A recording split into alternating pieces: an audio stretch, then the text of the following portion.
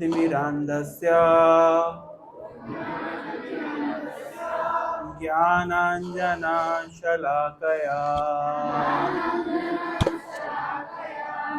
चक्षुरुन्मिलितं येन तस्मै श्रीगुरवे नमः। श्रीचैतन्यमनोभीष्टं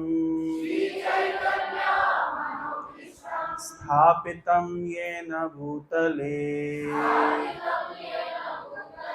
स्वयं रूपा कदा मह्यं ददाति स्वपदान्तिकम्। वन्देऽहं श्रीगुरो श्रीयुतपदकमलम् श्रीगुरून् वैष्णवांश्च श्रीरूपं साग्रजातं सहगणा रघुनाथान्वितं तं सजीवं साद्वैतं सावधूतं परिजनसहितं कृष्ण चैतन्यदेवं श्रीराधा कृष्ण पादान् सहगण ललिता श्रीविशाखावितांश्च नमः ॐ विष्णुपादाय कृष्णप्रेष्ठाय भूतले श्रीमते भक्तिवेदान्त स्वामिन् इति नामिने। नमस्ते सारस्वते देवे गौरवाणी प्रचारिणे निर्विशेष शून्यवादी पाश्चात्य देशतारिणे वाञ्छाकल्पतरुभ्यश्च कृपा सिन्धुभ्यैव च पतितानां पावनेभ्यो वैष्णवेभ्यो नमो नमः। गुरवे गौरचन्द्राय राधिकाय तदालये कृष्णाय कृष्णभक्ताय तद्भक्ताय नमो नमः। आनन्दलीलामय विग्रहाय हेमावदिव्य छवि सुंदराय तस्मै महाप्रेम रसप्रदाय चैतन्य चंद्राय नमो नमस्ते।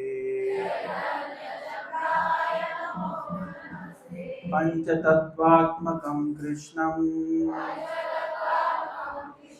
भक्तरूप स्वरूपकं भक्तावतारं भक्ताख्यं नमामि भक्तशक्तिकम्। आजानुलंबित भुजौ कनकावदातौ संकीर्तनैकपितरौ कमलायताक्षौ विश्वम्भरौ द्विजवरौ युगधर्मपालौ वंदे जगत प्रिय करो करुणावतारो। नमो महावदान्याय कृष्ण प्रेम प्रदायते। कृष्णाय कृष्ण चैतन्य नाम्ने गौरतुषे नमः। जय श्री कृष्ण चैतन्य प्रभु नित्यानंद श्री अद्वैत गदाधर श्रीवासादि गौर भक्त वृंदा। हरे कृष्णा कृष्णा कृष्णा हरे हरे, हरे राम राम राम हरे हरे। हरे कृष्णा। मेरा परम सौभाग्य है मुझे आप सभी के बीच में भगवान की कुछ कथा करने का सुअवसर प्राप्त हुआ। ये सुअवसर कैसे प्राप्त हुआ, ये घटना कुछ इस प्रकार है। अभी गया था मैं अमृतेश गौर प्रभु के ऑफिस में, और अमृतेश गौर प्रभु बड़े टेंशन में थे और क्लास की प्रिपरेशन कर रहे थे। तो मैंने कहा प्रभु कुछ बातचीत करनी है आपसे। बोले मैं बहुत बिजी हूँ। कहाँ बिजी है, क्या हो गया? तो क्लास प्रिपेयर करनी है। मैंने कहा कहाँ क्लास देनी है? बोले कांग्रेगेशन को क्लास देनी है। अच्छा, तो मैंने कहा समय नहीं होगा आपका? बिल्कुल समय नहीं है मेरे पास। तो थोड़े चिड़े हुए थे, तो मैंने कहा भाई क्या हो गया, अचानक इतने चिड़े हुए क्यों हैं आप? तो बोले अरे प्रभु जी चले जाते हैं, मुझे क्लास देख के चले जाते हैं, अब मुझे प्रिपेयर वैसे टाइम मिलता नहीं प्रिपेयर करने का, है ना, अब मैं 200 लोग के सामने क्या बोलूँगा। तो मैंने कहा ठीक है करिए प्रिपरेशन। फिर मैंने कहा अच्छा टॉपिक क्या है, जैसे टॉपिक क्या है बताया क्या आप लोग को, किस टॉपिक पे आज क्लास होने वाली है? तो वो बोले नित्यानंद त्रयोदशी पे बोलना है। मैंने कहा अच्छी बात है, ठीक है बोल देंगे। मैंने कहा काम करिए, हमारा लेवल 2 का क्लास है ना, इस्कॉन में गुरु परंपरा, दीक्षा परंपरा, ऋत्विक। तो मैंने कहा आप तो आईडीसी पढ़ाते हैं, एक काम करिए आप वो क्लास दे दीजिए, और बाकी तो मैं क्वेश्चन कुछ भी हो आंसर हमें पता है क्या, कुछ तो लिख ही देंगे। जैसे कॉलेज में आदत होती है ना, क्वेश्चन कुछ भी पूछा हो, है ना, अगर मतलब मेरी आदत थी क्वेश्चन कुछ भी पूछा हो आंसर भी लिख दूंगा और सप्लीमेंट्री भी ले लूंगा। हरे कृष्णा। आवाज नहीं आ रही, वॉल्यूम बढ़ाइए। हरे कृष्णा कृष्णा कृष्णा हरे हरे, हरे राम राम राम हरे हरे। तो मेरी आदत है कि क्वेश्चन कुछ भी पूछा हो आंसर तो अपन लिख ही देंगे। इसलिए मैंने कहा अभी एक्सटेम्पोर ने टॉपिक बताया और मैं चला आया। तो अभी प्रिपरेशन कुछ भी नहीं है, देखते हैं जो कथा करेंगे। वैसे कितनी देर कथा चलती है? हैं 1:30, मतलब 1 घंटा है। ठीक है, तो क्योंकि कल नित्यानंद त्रयोदशी है, तो नित्यानंद प्रभु के विषय में बताने के लिए मुझे बताया गया है। क्या बज रहा है? कौन बजा रहा है? थोड़ा सा छोटा बच्चा से मृदंग बजा रहा है, ठीक है। वॉल्यूम थोड़ा सा बढ़ा सकते हैं अगर हो सके तो, इसका पिच घटा करके, मतलब पिच बढ़ा करके। हरे कृष्ण। तो नित्यानंद त्रयोदशी के ऊपर कुछ बताने के लिए मुझे बताया गया है।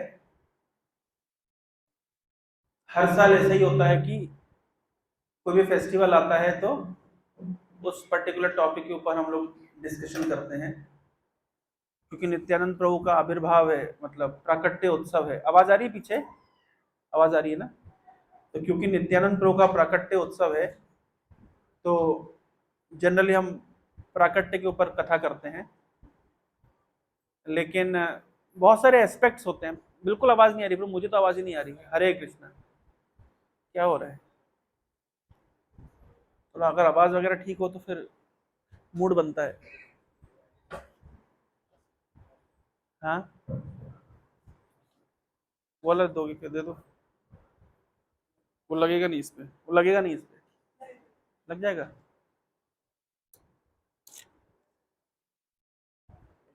नहीं लगेगा यार, अरे तोड़ दोगे तुम लोग। नहीं लग रहा, मैं तो बोल रहा हूँ नहीं लगेगा। गया गया गया गया भैया गया। अब मुश्किल है इसका बचना। हरे कृष्ण, ये लगा दो इसका माइक। हरे कृष्णा, हरि बोल। इको बंद करो इसकी, इको। हरे कृष्णा, इको बिल्कुल कम कर दो। आवाज कहाँ आ रही है? अब इस पे आएगी आवाज। और बाकी सारे स्पीकर तो काम नहीं कर रहा। अच्छा कोई बात नहीं। हरे कृष्णा, आवाज आ रही है अभी सबको? हाँ ठीक है। अब क्या हो गया? वो हो जाएगा, छोड़ दो, जाओ दो।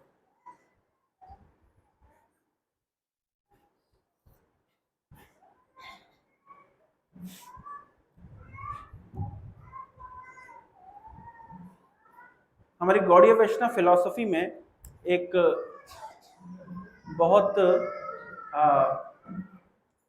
इंपॉर्टेंट एस्पेक्ट है।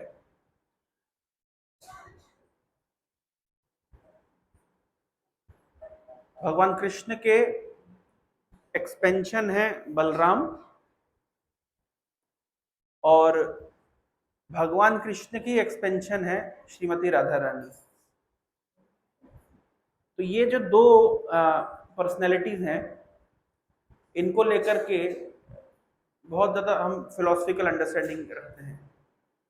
अभी किसी से प्रश्न पूछा जाए कि श्रीमती राधा रानी का तत्व क्या है, तो सरल शब्दों में, बिल्कुल कम शब्दों में अगर समझाना हो, ये समझना हो, तो कैसे समझ सकते हैं? अगर बहुत कम शब्दों में श्रीमती राधा रानी के तत्वों को समझना हो, हम घंटों घंटों चर्चा कर सकते हैं, लेकिन अगर बहुत कम शब्दों में श्रीमती राधा रानी के तत्वों को समझना हो, तो क्या जानना जरूरी है? क्या हम बता सकते हैं?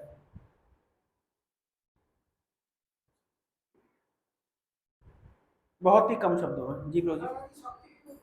राधा रानी भगवान की शक्ति है, ठीक है, और जी हल्लादनी शक्ति, ठीक है, और हाँ अंतरंगा शक्ति है, ठीक है, और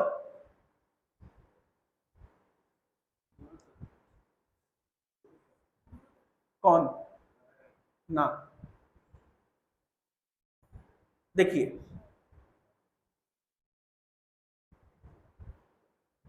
जैसे हम देखते हैं इस पृथ्वी के ऊपर हर व्यक्ति किसी ना किसी प्रकार के धार्मिक कार्यों में लगा हुआ है। मानते हैं, देखते हैं, चाहे वो हिंदू समाज हो, चाहे वो मुस्लिम समाज हो, चाहे वो ईसाई क्रिश्चियनिटी हो, हर व्यक्ति किसी न किसी प्रकार के धार्मिक कार्यों में लगा हुआ है। विदिन हम सनातन धर्म देखते हैं तो एक बहुत बड़ा समुदाय, अब हम देखते हैं अभी कुंभ मेला लगा हुआ है, तो कुंभ में करोड़ों लोग जा रहे हैं। हर व्यक्ति कुछ न कुछ प्रकार के धार्मिक कार्यों में लगा हुआ है। चैतन्य चरितामृत में सभी प्रकार के धर्मों को दो भाग में बांट दिया गया है। इस पृथ्वी के ऊपर, इस संसार में जितने भी लोग हैं, जितने भी प्रकार के धार्मिक कार्य हैं, उसको दो भागों में चैतन्य चरितामृत में बांट दिया गया है। एक भाग है, हरे कृष्ण,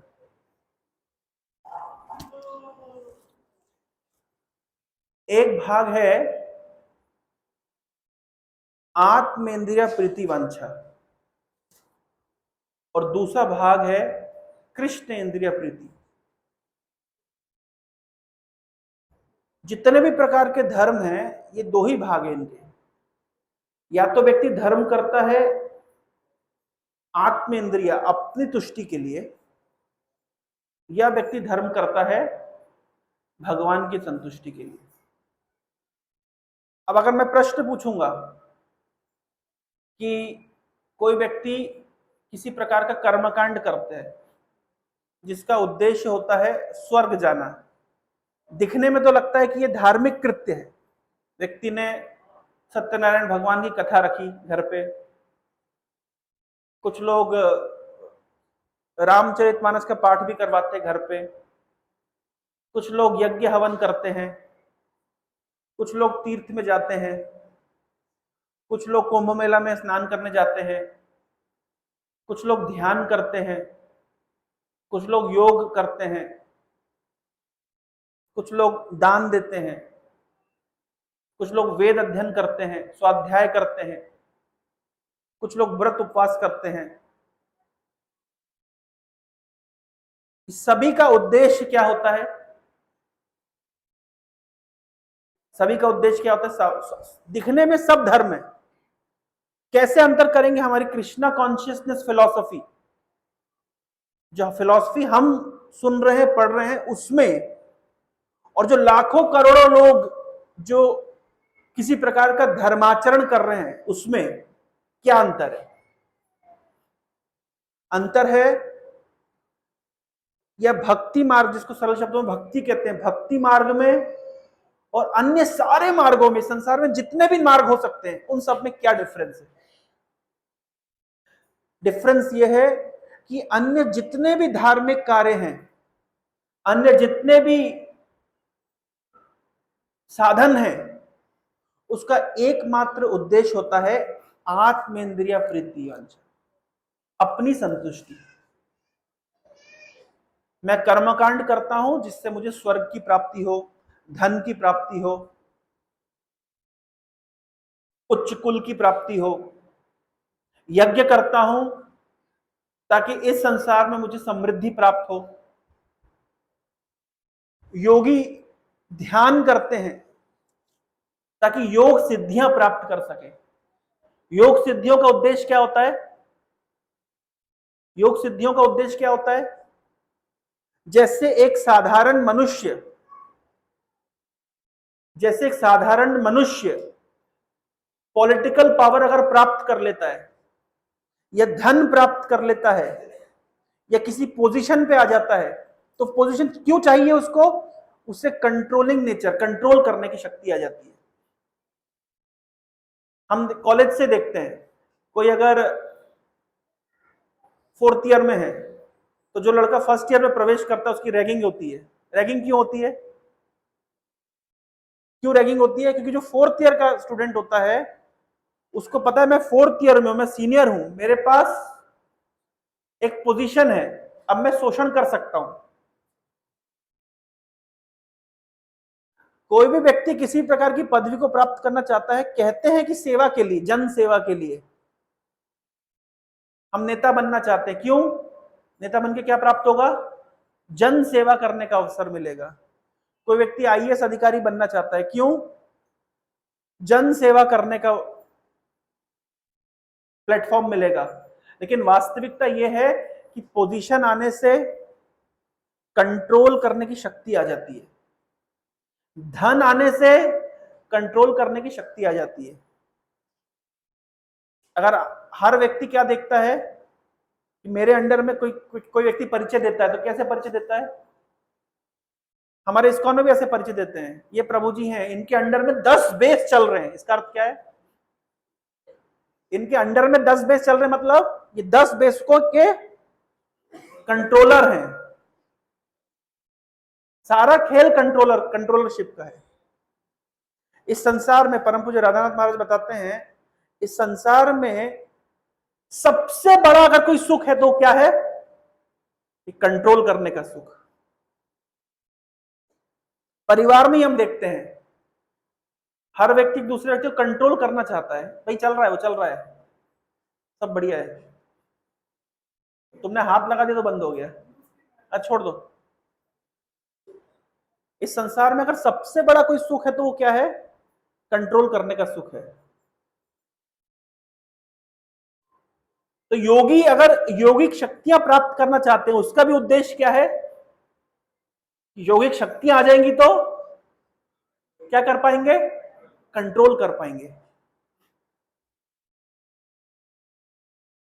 कोई व्यक्ति है जो सब कुछ त्याग देता है,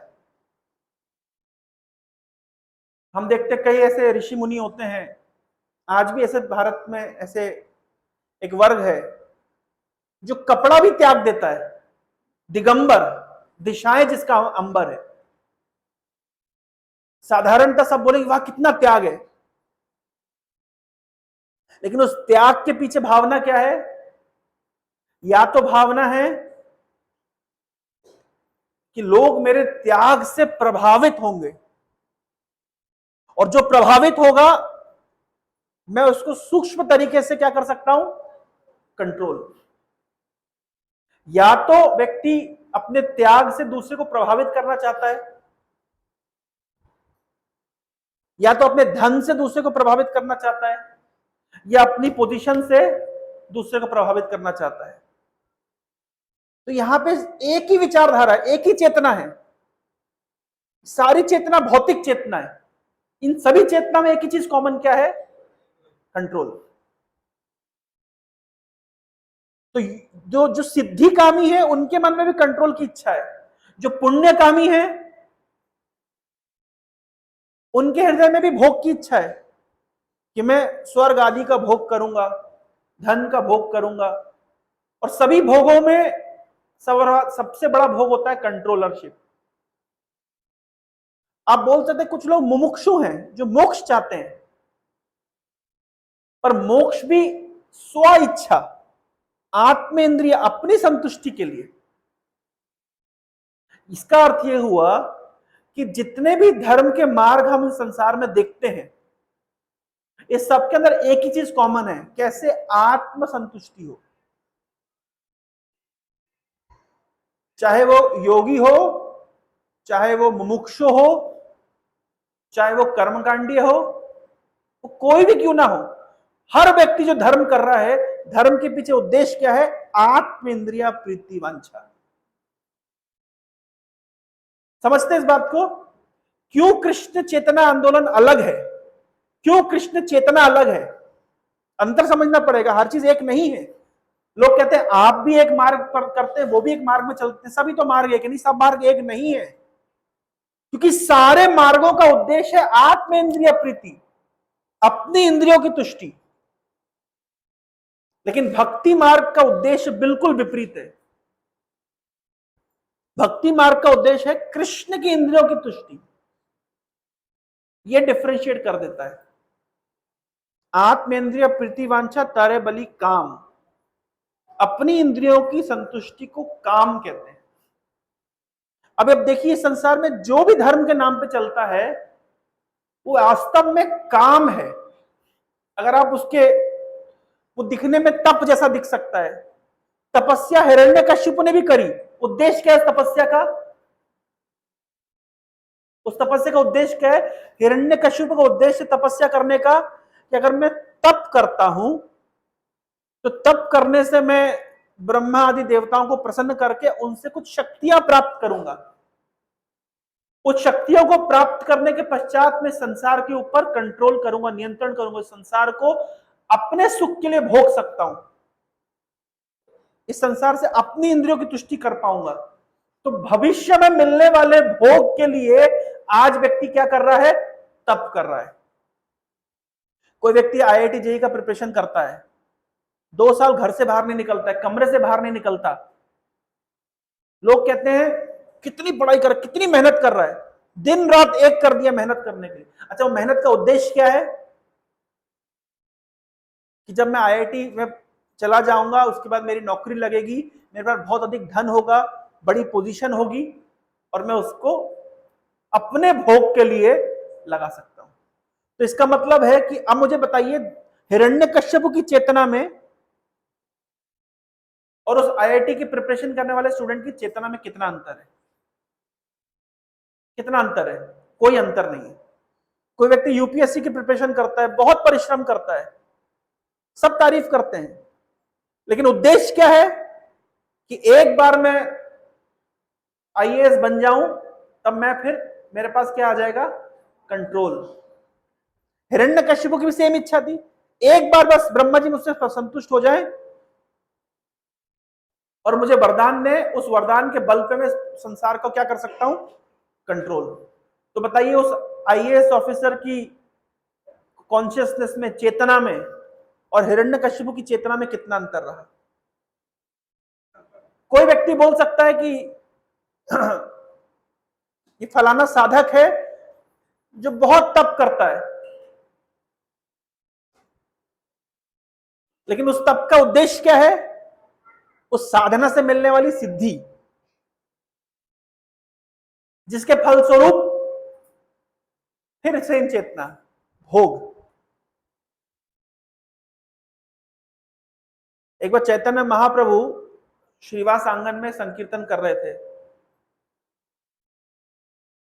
तो एक ब्रह्मचारी था जो केवल दूध पीता था और कुछ नहीं खाता था, केवल दूध पीता था। इतनी साधना थी उसकी कि उसने भोजन को त्याग दिया था, केवल थोड़ा दूध पीता था।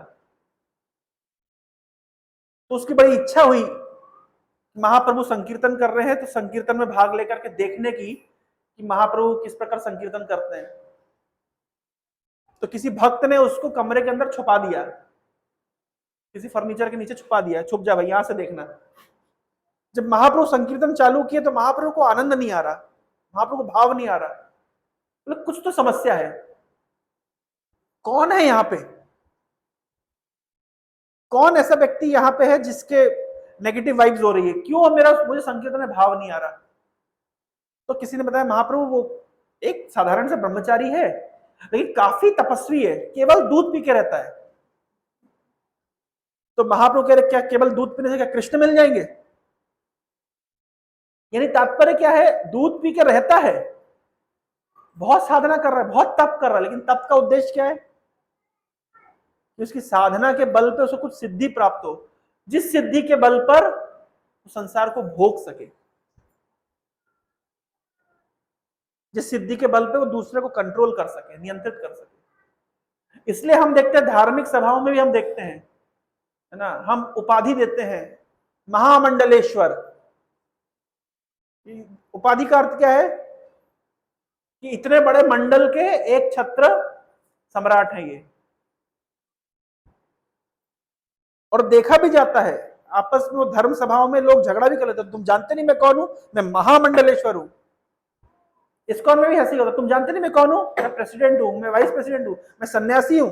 हम बोलते हैं, कुछ नहीं बोलते तो मैं काउंसलर हूं, मेरे अंडर में 100 काउंसली है। ये भी हम बताने का उद्देश्य क्या है, तुम जानते नहीं हो मेरी पोजीशन। सेम चेतना। लेकिन जब हम बात कर रहे हैं कृष्ण चेतना की, तो बिल्कुल चीजें विपरीत हो गई। तो भौतिक चेतना वर्सेस कृष्ण चेतना, ये जितनी भी मैंने आपको गिनाई है धर्म के नाम पर, ये सारी भौतिक चेतना है वर्सेस कृष्ण चेतना। तो धर्म के नाम पर जो कुछ भी संसार में चलता है, वो वास्तव में इस संसार को भोगने का ही एक प्रयास है। प्रभुपाद जी लिखते हैं नेक्टर ऑफ डिवोशन में कि जो वैज्ञानिक होते हैं वो अपने यंत्रों के माध्यम से ऐसी चीजें विकसित करते हैं जिससे वो संसार भोग सकें, और जो योगी होते हैं वे सब अपनी योग सिद्धियों से संसार भोगना चाहते हैं। तो दोनों की चेतना में कोई अंतर नहीं है। भाई एक वैज्ञानिक है, वो कोई यंत्र का निर्माण करता है, हवाई जहाज बनाता है, स्पेसक्राफ्ट बनाता है, उस स्पेसक्राफ्ट में घूम करके संसार को एंजॉय कर सकता है, भोग सकता है। और एक योगी अपनी योग बल पर संसार घूम करके संसार को भोग सकता है। तो भले ही वो योगी हो, भले ही वो एक भौतिक वैज्ञानिक हो, दोनों की चेतना का स्तर सेम है। और अधिकतर लोग, बड़ी आश्चर्य की बात है, लोग क्या देखते हैं, लोग उस किसी व्यक्ति की चेतना को नहीं देखते, लोग चेतना में इंटरेस्टेड नहीं है। People are not interested in consciousness. लोग देखते हैं बाह्यकरण कैसा है। अगर लाल कपड़ा पहना है तो साधु है, और जींस टी शर्ट पहना है तो कर्मी है। अगर बड़ी बड़ी जटाएं रखी है या सिर मुंडा लिया है तो साधु है। अगर घर भर त्याग दिया है तो साधु हो गया, और अगर घर संसार में लगा हुआ है तो सामान्य कर्मी है, एक भौतिकवादी भी। लोग बाहर से आकलन करते हैं, लेकिन अगर आप डेप्थ में जाके स्टडी करेंगे, जो तथाकथित साधु की भी चेतना भौतिक भोग की ही है, इसलिए उसकी चेतना के स्तर पे दोनों व्यक्ति समान है। लेकिन जब हम बात करते हैं कृष्ण चेतना की, यहां पे बिल्कुल अर्थ विपरीत हो जाता है। हमारी साधना का फल क्या है? कृष्ण की संतुष्टि।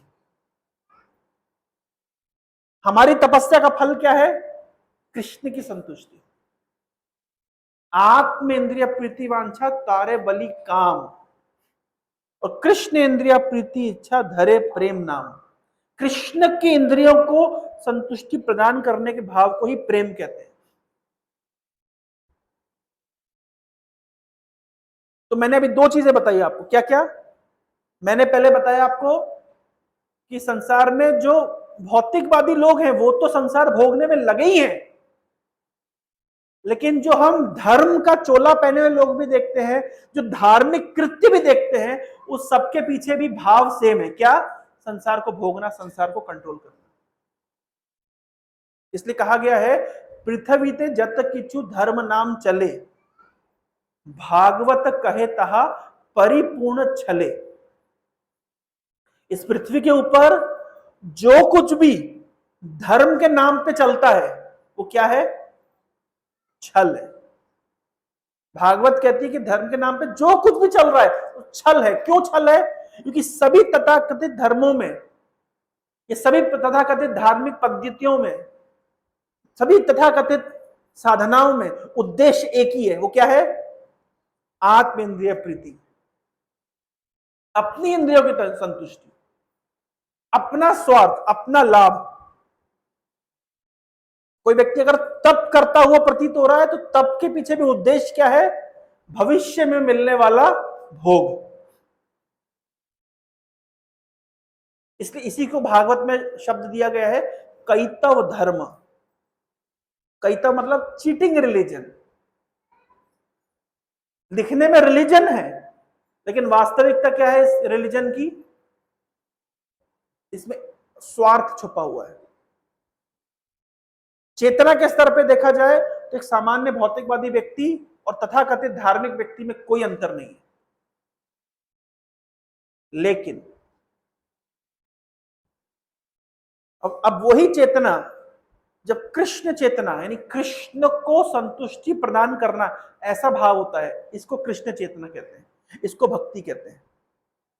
अब मेरा प्रश्न यह है, ये जीव को ये भाव कब आएगा, कैसे आएगा? एक साधारण, एक सामान्यतः जीव जो या तो भौतिक कार्यों में लगा है या तथाकथित आध्यात्मिक कार्यों में लगा हुआ है, लेकिन वो आध्यात्मिक कार्य, वो धार्मिक कार्य भी वास्तव में भौतिक कार्य ही है। तो वो जीव के अंदर ये चेतना कैसे विकसित होगी? कृष्ण को संतुष्ट करना, जिसको सरल शब्दों में भक्ति कहते हैं। तो जब हम बोलते हैं श्रीमती राधा रानी, श्रीमती राधा रानी का तात्पर्य यही है कि श्रीमती राधा रानी की कृपा से जीव के अंदर यह भाव विकसित होता है, मुझे कृष्ण को संतुष्टि प्रदान करनी है। समझ पा रहे? राधा रानी का भाव क्या है, या राधा रानी का जो तत्व क्या है? किसी जीव के अंदर ये जो भाव विकसित होना कि मैं कृष्ण की सेवा करूं, मैं कृष्ण को संतुष्टि प्रदान करूं, मैं कृष्ण की इंद्रियों को तुष्ट करूं। यह भाव किससे आता है? इस भाव की स्रोत कौन है? इस भाव की स्रोत है श्रीमती राधा रानी। ये है राधा रानी का तत्व, जो बहुत सरल शब्दों में मैंने आपको समझाने का प्रयास किया। आत्म इंद्रिया प्रीति वांछा तारे बलि काम, कृष्ण इंद्रिया प्रीति इच्छा धरे प्रेम नाम। जो प्रेम तत्व है, जिसको हम कहते हैं प्रेम। प्रेम का अर्थ है कृष्ण को संतुष्टि प्रदान करना। किसी जीव के अंदर ये भाव कृष्ण को संतुष्टि प्रदान करना, इसकी स्रोत है श्रीमती राधा रानी। अगर हम बोलते हैं कि किसी को राधा रानी की कृपा प्राप्त हुई है, तो कृपा प्राप्त होने का अर्थ क्या है? व्यक्ति की भोग इच्छा अब भगवत सेवा में परिणत हो गई है। जो कैतव धर्म है वो वास्तविक धर्म में परिणत हो गया है। आत्म इंद्रिय तुष्टि करने की जो वांछा है, जो वासना है, वो कृष्ण की तुष्टि करने में परिणत हो गई है। इस तत्व को कहते हैं राधा तत्व। राधा रानी की कृपा का अर्थ ही होता है कि जीव के अंदर ये जीव की चेतना भौतिक चेतना से कृष्ण चेतना हो जाए। बड़े आश्चर्य की बात है, 99% लोग ये बात समझ ही नहीं पाते कि क्या वास्तविकता में धर्म है और क्या धर्म के नाम पे छल है। 99% लोग ये नहीं समझ पाते। उन्हें जो भी धर्म जैसा प्रतीत होता है, धर्म जैसा दिखता है, वो समझते बस यही धर्म है। लोगों की तपस्या देख करके, लोगों के त्याग को देख करके बहुत आकर्षित होते हैं, परंतु मूलतः उसमें आकर्षित होने वाला कुछ भी नहीं है। इसलिए जब कोई व्यक्ति आपसे प्रश्न पूछता है कि भाई इस्कॉन में अलग क्या बता रहे हैं आपको, आप भी जाते हैं, दूसरी संस्था में भी जाते हैं, दूसरी संस्था भी तो कुछ बताती है। नहीं, दूसरी संस्था बताती है कोई संस्था बताती है कि जीवन का लक्ष्य है मोक्ष प्राप्त करना। मोक्ष प्राप्त करना भी भोग का ही एक दूसरा वर्जन है। भोग और मोक्ष ये एक ही सिक्के के दो पहलू हैं, दोनों में कोई अंतर नहीं है। जब व्यक्ति भोग भोग करके फ्रस्ट्रेट हो जाता है तो कहता है चलो मोक्ष चाहिए। लेकिन यहां पे भी मोक्ष में भी कृष्ण को संतुष्ट करना है, भगवान को संतुष्ट करना है, भगवान की इंद्रियों को आनंद प्रदान करना है, इसका भाव नहीं होता, ये एब्सेंट है। केवल वास्तविक धर्म क्या है, जिसको भागवत में समझाया गया, वास्तविक धर्म क्या है? कृष्ण को संतुष्टि प्रदान करना, इसी को वास्तविक धर्म कहते हैं। समझ पा रहे हैं अंतर? और ये जो वास्तविक धर्म है, जिसको प्रेम कहते हैं, कृष्ण को संतुष्टि प्रदान करना, ये भाव कहां से आता है? इस भाव के स्रोत हैं श्रीमती राधा रानी। और राधा रानी की कृपा को जीव तक लेके कौन आता है? भाई राधा रानी कृपा कर रही है, ठीक है, कृपा का प्रोडक्ट उनके पास है, वो आप तक लेके कौन आएगा?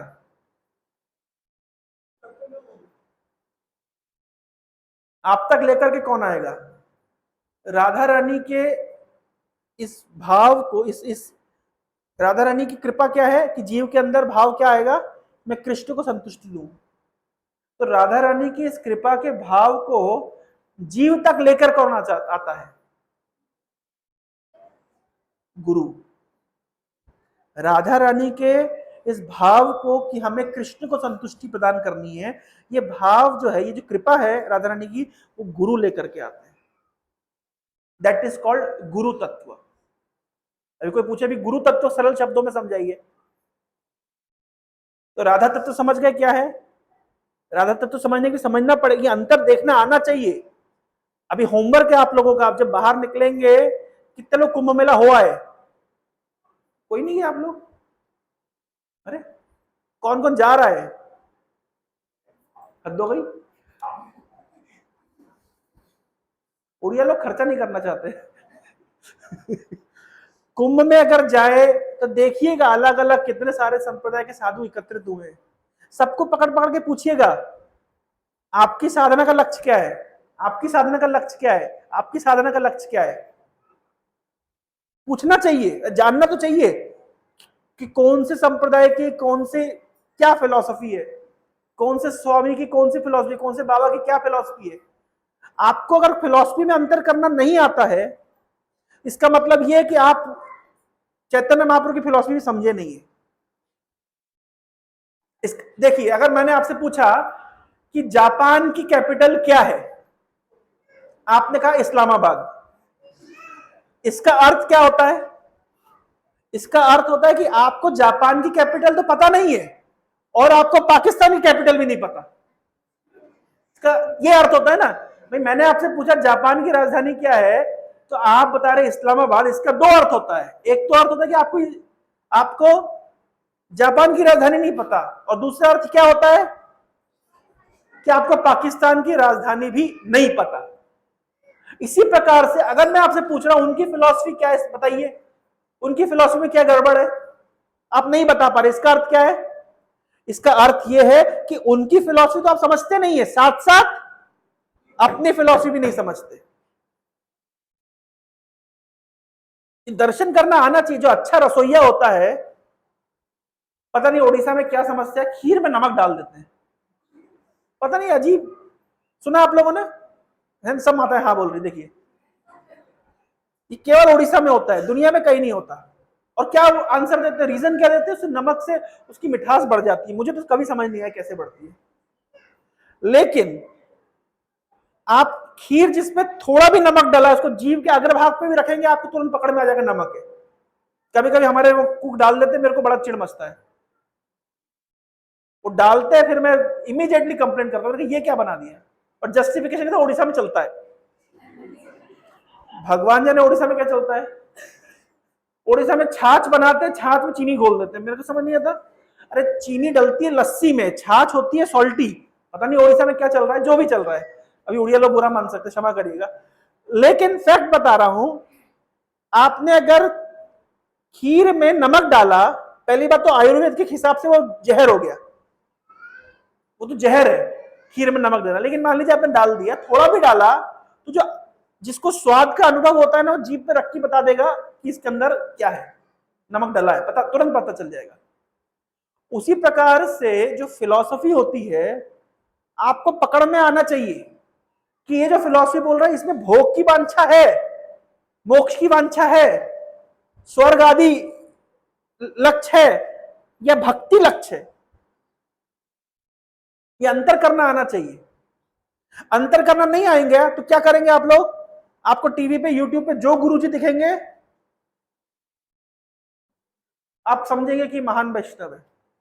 अब वृंदावन में अभी एक वैष्णव, प्रसिद्ध वैष्णव है, और सबकी श्रद्धा उनके प्रति है, लेकिन वो प्योर मायावादी है। लेकिन अब आपको पता ही नहीं कि मायावाद किसको कहते हैं, मोक्ष की कामना किसको कहते हैं, भोग की कामना किसको कहते हैं, शुद्ध भक्ति किसको कहते हैं, कर्म मिश्र भक्ति किसको कहते हैं, ज्ञान मिश्र भक्ति किसको कहते हैं। अब आपको अंतर ही नहीं पता चलेगा तो कैसे शुद्ध भक्ति? हमारा लक्ष्य शुद्ध भक्ति। बोले प्रभु जी इस्कॉन वाले क्या दिखाते हैं? शुद्ध भक्ति सिखाते हैं। तो प्रश्न है, शुद्ध भक्ति कहते किसको है, किसको कहते हैं शुद्ध भक्ति? तो आपको पता होना चाहिए ना कि ये कर्म मिश्र भक्ति है, ये ज्ञान मिश्र भक्ति है। ये जो फिलॉसफी दे रहे हैं ये ज्ञान मिश्रित है, ये कर्म मिश्रित है। हमारी फिलॉसफी तो है शुद्ध भक्ति। वृत्तासुर अपनी प्रार्थना में कह रहे, न नाक पृष्ठम न चपारमेष्ठ्यम न सार्वभौमम न रसाधिपत्यम न योग सिद्धिर अपुनर्भवम वा। बोले न नाक पृष्ठम, भगवान को प्रार्थना करते वृत्तासुर कह रहे हैं कि मुझे स्वर्ग आदि राज्य नहीं चाहिए, स्वर्गलोक नहीं चाहिए। न नाक पृष्ठम, अच्छा आपको स्वर्ग नहीं चाहिए तो निश्चित रूप से आपको ब्रह्मा का लोक चाहिए होगा। बोले नहीं नहीं नहीं, न पारमेष्ठ्यम। अच्छा तो आपको स्वर्गलोक नहीं चाहिए, आपको ब्रह्मा का लोक नहीं चाहिए, तो निश्चित रूप से आप इस संसार का आधिपत्य चाहते हैं।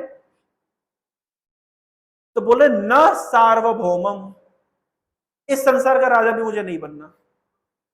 अच्छा तो आप स्वर्गलोक नहीं चाहते, आप ब्रह्मा जी का लोक नहीं चाहते, आप इस संसार का राजा बनना नहीं चाहते, तो निश्चित रूप से आपको रसाधिपत्यम, जैसे बलि महाराज को प्राप्त हुआ, नीचे के लोग चाहते होंगे, क्योंकि नीचे भी एक प्रकार का स्वर्ग है, बिला स्वर्ग कहते हैं जिसको, भागवत पंचम स्कंद में वर्णन है। तो अब नीचे का लोग चाहते हैं। बोले नहीं नहीं, न रसाधिपत्यम, अच्छा, तो आपको स्वर्गलोक नहीं चाहिए, आपको ब्रह्मा जी का लोक नहीं चाहिए, आपको इस धरती का राज्य नहीं चाहिए, आपको निचले लोकों का राज्य नहीं चाहिए। निश्चित रूप से आपने सब कुछ छोड़ दिया। लोग छोड़ देते हैं, सही बात है, छोड़ते हैं।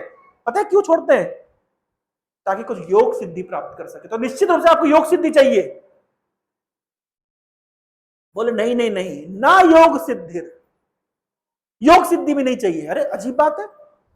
आपको आपको स्वर्गलोक नहीं चाहिए, आपको ब्रह्मा जी का लोक नहीं चाहिए, आपको धरती में सार्वभौम आप सम्राट नहीं बनना चाहते, आपको रसातल के लोक नहीं चाहिए, फिर आप कह रहे हैं कि ये सब मैं इसलिए छोड़ रहा हूं ताकि मुझे योग सिद्धि भी ना मिले, योग सिद्धि भी नहीं चाहिए। अरे चाहते क्या हो? निश्चित रूप से आप इस संसार से फ्रस्ट्रेट हो गए हो, आपको इस संसार में कुछ नहीं चाहिए, आपको मोक्ष चाहिए ना।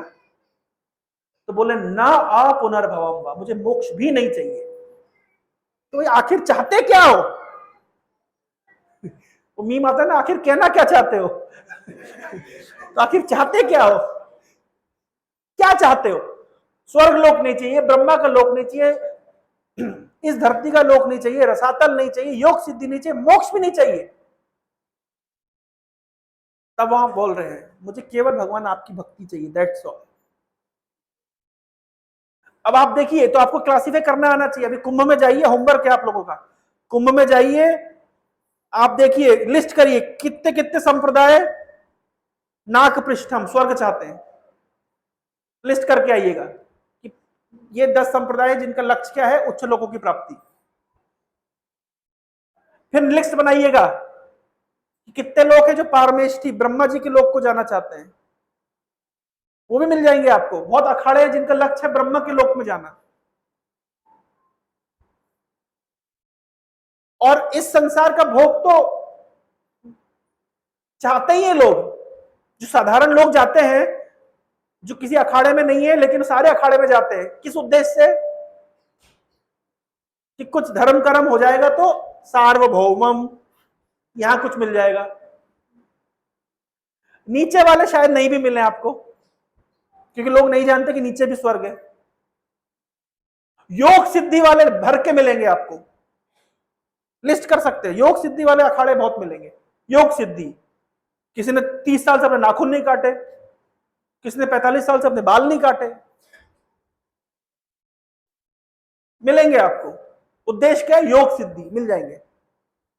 और सबसे बड़ी कैटेगरी मिलेगी आपको मोक्ष, पुनर्भवम, अपुनर्भवम।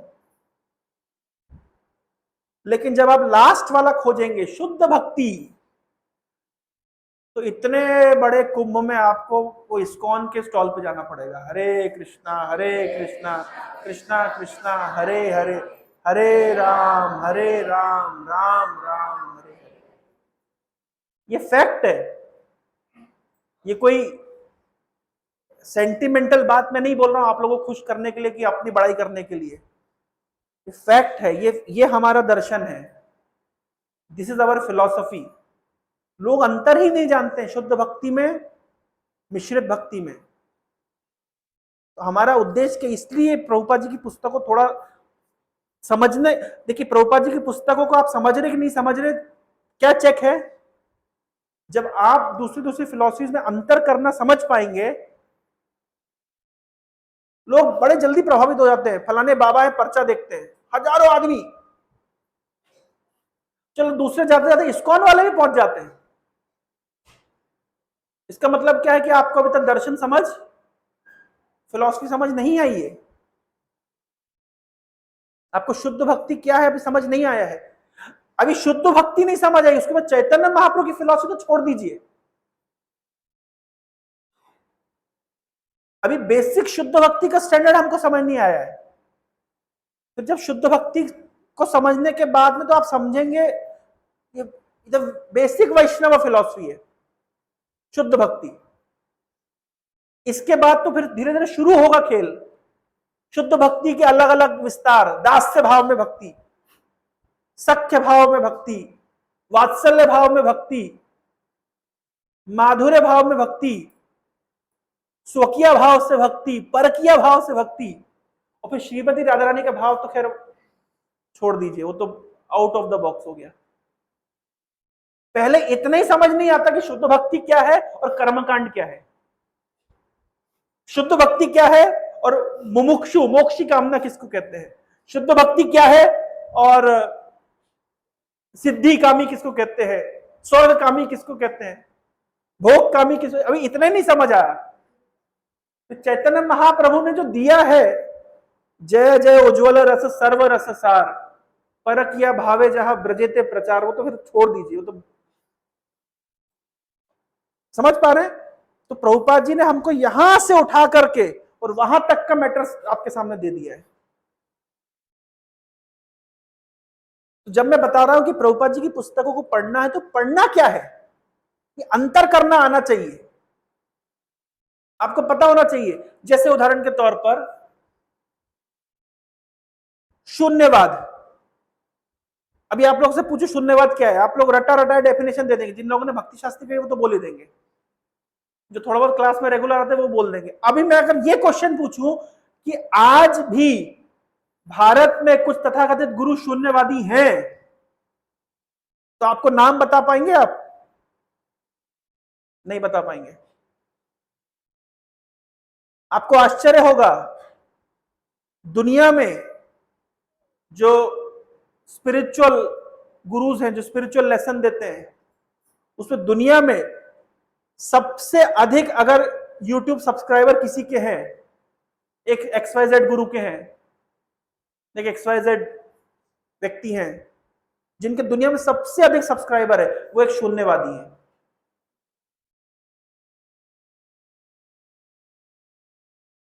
सबसे अधिक, अभी उनके 7 या 8 करोड़ सब्सक्राइबर है।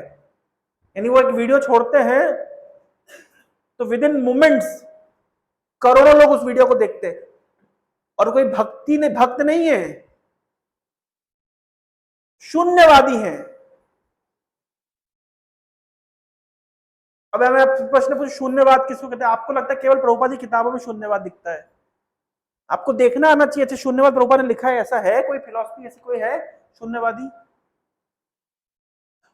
और ये शून्यवादी व्यक्ति ने गीता के ऊपर कमेंट्री लिखी है, और उसमें कमेंट्री में कह रहे हैं कि पुनर्जन्म नहीं होता, आत्मा नहीं होती, और कमेंट्री किस पे लिखी है? गीता पे, और दुनिया में सबसे अधिक सब्सक्राइबर है। वो तो भला और नागा साधुओं का, उनने स्टॉल लगाया था कुंभ में तो उठा के पटक दिया उनको, लेकिन फैक्ट है ये, शून्यवादी। हमारी मम्मी का बुटीक है, तो हमारी मम्मी आजकल प्रीचिंग भी करती, थोड़ा थोड़ा कोई भी आता है कस्टमर तो उसको थोड़ा बहुत प्रीचिंग भी करती है। प्रीचिंग जब तक नहीं करी थी हमारी मम्मी, तब तक उनको ये नहीं पता था कि ऐसी फिलॉसफी भी एग्जिस्ट करती संसार में, जिसमें प्रभुपाद लिखते हैं कुछ लोग भगवान बनना चाहते हैं। कई जगह प्रभुपाद ने लिखा है people want to become God. मैं बोलते ऐसा कौन होता है, कौन गॉड बनना चाहता है? हमने तो कभी नहीं देखा। वो तो प्रीचिंग करने की जब फील्ड में उतरी, जब उनको समझ आया कि नहीं नहीं ऐसी कुछ फिलॉसफी एग्जिस्ट करती है, एंटायर जैन फिलॉसफी इसके ऊपर आधारित है, आप भगवान बन सकते हैं। नहीं पता, इसलिए किताब नहीं पढ़ते तो हम लोग नहीं पढ़ा। Entire Jain philosophy is dependent upon is have this understanding, भगवान बन जाना। तो ये अंतर नहीं पता चलता हमको। क्यों अंतर नहीं पता चलता? तो जब हम चर्चा कर रहे हैं शुद्ध भक्ति, तो हमें सिद्धांत बलिया चित्ते ना करो आलस, इहा हईते कृष्ण लागे सुदृढ़ मानस। सिद्धांत जानने में आलसी नहीं होना चाहिए, हमें सही से सिद्धांत को पकड़ना चाहिए। अगर हम सिद्धांत को सही से नहीं पकड़ेंगे तो सही तरीके से हम कृष्ण में अपने मन को नहीं लगा सकते। चैतन्य महाप्रभु कितनी कितनी जगह आप चैतन्य चेतामृत में देखिए, सार्वभौम भट्टाचार्य के साथ संवाद कर रहे, कितना कितना सिद्धांत प्रकाशित कर रहे हैं। रामानंद राय के साथ संवाद कर रहे, कितना कितना सिद्धांत प्रकाशित कर रहे हैं। सनातन गोस्वामी, रूप गोस्वामी को शिक्षा दे रहे, कितना कितना सिद्धांत प्रस्तुत कर रहे हैं। पूरा ग्रंथ सिद्धांतों से भरा हुआ है। अभी इस्कॉन में जब भी हम ऐसा बोलते हैं chant Hare Krishna and be happy, तो हरे कृष्णा जपने के लिए हमको बहुत फाउंडेशन चाहिए, नहीं तो हम शुद्ध भाव से हरे कृष्ण जप नहीं पाएंगे। जब तक हमारा ये जो फिलोसॉफिकल अंडरस्टैंडिंग है, दर्शन अगर क्लियर नहीं होगा, हम चैंटिंग नहीं कर पाएंगे। मैं कल पढ़ रहा था, हम लोग हमारे बेस में चर्चा कर रहे थे, जगदानंद पंडित का नाम सुना आप लोगों ने? जगदानंद पंडित नाम सुना आप लोगों ने? जिनने नहीं सुना मैं समझाता हूं, मैं एक एग्जांपल से आपको समझाने का प्रयास करूंगा। जगदानंद पंडित हैं सत्यभामा के अवतार। किसके अवतार? सत्यभामा के अवतार। सत्यभामा तो आप सभी जानते हैं, भगवान कृष्ण की एक रानी है सत्यभामा। सत्यभामा का भाव कैसा है? सत्यभामा का भाव है वामांगी। वामांगी समझते हैं? लेफ्टिस्ट। लेफ्टिस्ट। राधा रानी का भाव कैसा है? लेफ्टिस्ट। रुक्मिणी का भाव कैसा है? Right wing. चंद्रावली का भाव कैसा है? Right wing. अभी आप पूछेंगे क्या होता है लेफ्ट विंग, क्या है राइट विंग, क्या है? अच्छा, हम मीडिया वगैरह में, पॉलिटिक्स में आपने सुना है वर्ड लेफ्टिस्ट? पॉलिटिक्स में बहुत वर्ड फेमस है लेफ्टिस्ट। कम्युनिस्ट है लेफ्टिस्ट। किसको कहते हैं लेफ्टिस्ट? कौन है लेफ्टिस्ट? कौन होता है लेफ्टिस्ट?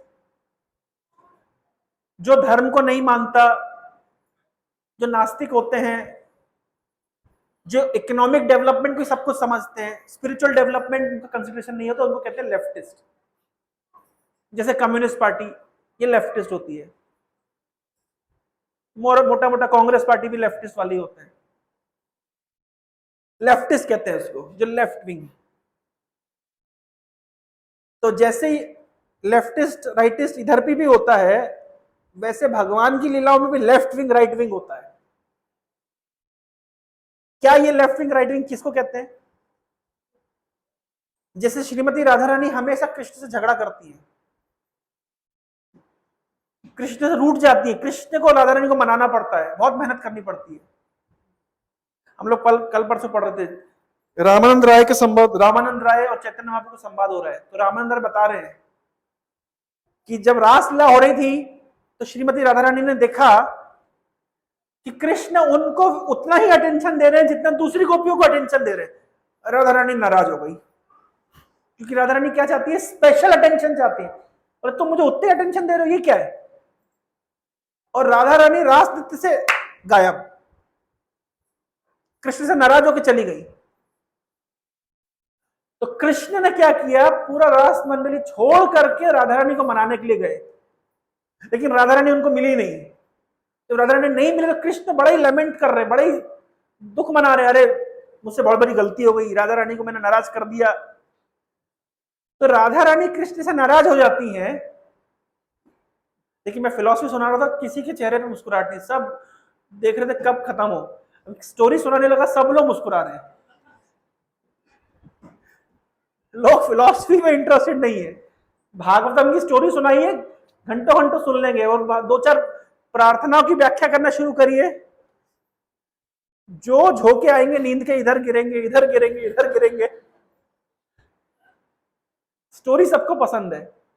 इसलिए जो वेद जब दिए थे व्यास देव ने, उन्होंने सोचा है किसी को समझ नहीं आएगा वेद। वेदों को पूर्ण करने के लिए पूरक के रूप में, कंप्लीशन के लिए पुराण दी, क्योंकि वेद इतना फिलोसफिकल है कि आदमी को समझ नहीं आएंगे। तो इसलिए उन्होंने क्या दिया? उन्होंने केस स्टडी दी पुराण के रूप में, भैया तुमको पुराण समझ आएगी, स्टोरी सुनो। वेद को समझना इतना सरल नहीं है, वेद का पूरक है पुराण, इसलिए पुराण दी, क्योंकि फिलॉसफी आदमी को समझ नहीं आती है, स्टोरी सुनाओ तो थोड़ा अंदर घुसता है। तो राधा रानी कृष्ण से नाराज हो जाती है। राधा रानी का भाव कैसा है? चंद्रावली का भाव है कि मैं कृष्ण की हूं, लेकिन राधा रानी का भाव है कृष्ण मेरे हैं। तो राइट विंग किसको कहते हैं? चंद्रावली का भाव क्या है? मैं कृष्ण की हूं। लेकिन कृष्ण राधा रानी का भाव कैसा है? कृष्ण मेरे हैं। इसको कहते हैं राइट लेफ्ट विंग। इसी प्रकार से भगवान की द्वारका लीला में भी रुक्मिणी का भाव कैसा है? रुक्मिणी का भाव है मैं कृष्ण की हूं, लेकिन सत्यभामा का भाव है कृष्ण मेरे हैं। आप सबको पता होगा जो दीपावली के एक दिन पहले नरक चतुर्दशी मनाते हैं, नरक चौदस, उस दिन भगवान ने क्या किया था? भगवान ने नरकासुर का वध किया था। भगवान सत्यभामा को गरुड़ पे बिठा करके और प्राग ज्योतिषपुर, जो आज का आसाम है, वहां लेकर के गए और सत्यभामा के से परमिशन ली कि क्या मैं नरकासुर का मार दूं, तो सत्यभामा ने परमिशन दी। क्यों? क्योंकि नरकासुर भूमि का पुत्र है। आज क्या है? आज क्या है? वरा द्वादशी बसती दशन शिखरे धरणी तव लग। जिस समय वरादेव ने धरती माता को अपने दांतों के ऊपर धारण किया था, उस समय धरती माता को भगवान वराहदेव ने इम्प्रेग्नेट किया और धरती का पुत्र हुआ नरकासुर। वो नरक नाम का था, लेकिन वो उसने बैड एसोसिएशन में पड़ गया, इसलिए वो असुर बन गया। और पृथ्वी माता ने कहा था कि पृथ्वी माता को पता था कि ये मेरा पुत्र अभी क्या बन गया है? असुर बन गया है। तो भगवान ने कहा था कि लेकिन आप मेरी परमिशन के बिना उसको मारिएगा मत, जब मैं बताऊंगी तभी मारना। तो वही पृथ्वी माता सत्यभामा के रूप में कृष्ण उनको लेकर के गए और सत्यभामा ने कहा कि इनको मारिए, तब जाकर के भगवान ने नरकासुर का वध किया। तत्पश्चात भगवान ने 16,100 रानियों से विवाह किया। तो भगवान ने नरकासुर का वध किया क्यों? क्योंकि नरकासुर ने क्या किया था? देवताओं को बहुत सताया हुआ था।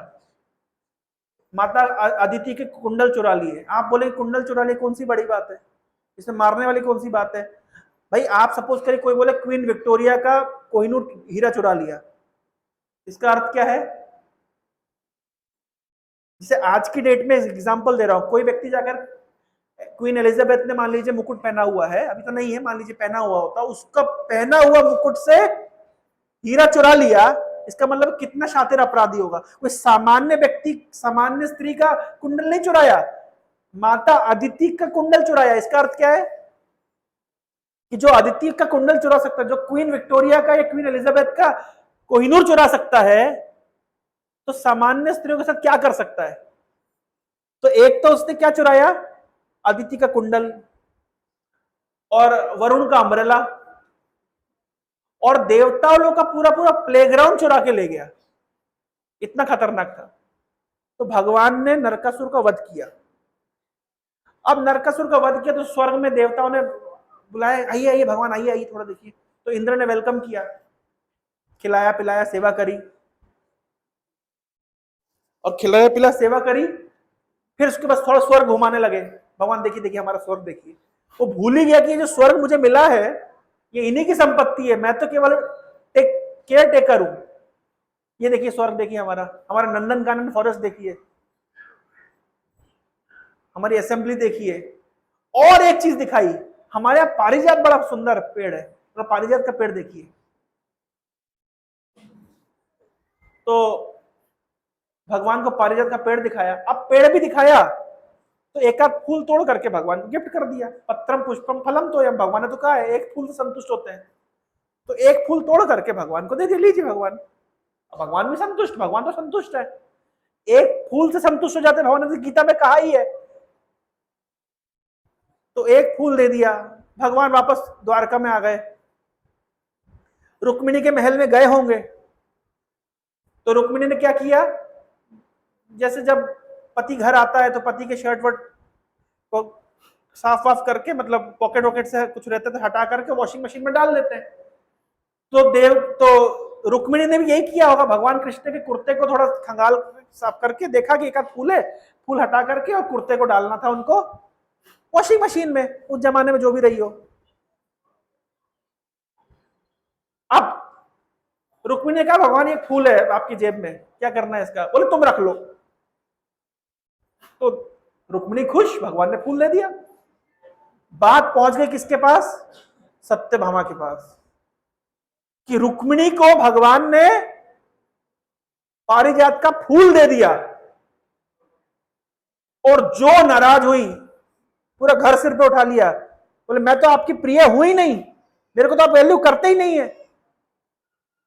रुक्मिणी के लिए आप फूल लेकर के आ गए स्वर्ग से और मुझे कुछ नहीं दिया। तो भगवान ने समझाया, अरे मैंने फूल लेके नहीं आया, वो तो इंद्र ने मुझे दे दिया था, और वो भी मैंने रुक्मिणी को कोई दिया नहीं, वो तो मेरी पॉकेट में था, उसने निकाल लिया। बोले नहीं नहीं, मैं कुछ नहीं सुनना चाहती, आप मुझसे प्यार करते ही नहीं है। अरे तो क्या करूं अब, तुमको कैसे प्रूव करूं मैं तुमसे प्यार करता हूं? बोले मुझे पूरा पारिजात का पेड़ लाके दीजिए। जो भगवान गीता में कह रहे हैं, पत्रम पुष्पम फलम तोयम यो में भक्ता प्रयच्छति, मैं एक पत्ते से, एक पेड़, एक फल से, एक फूल से संतुष्ट हो जाता हूं।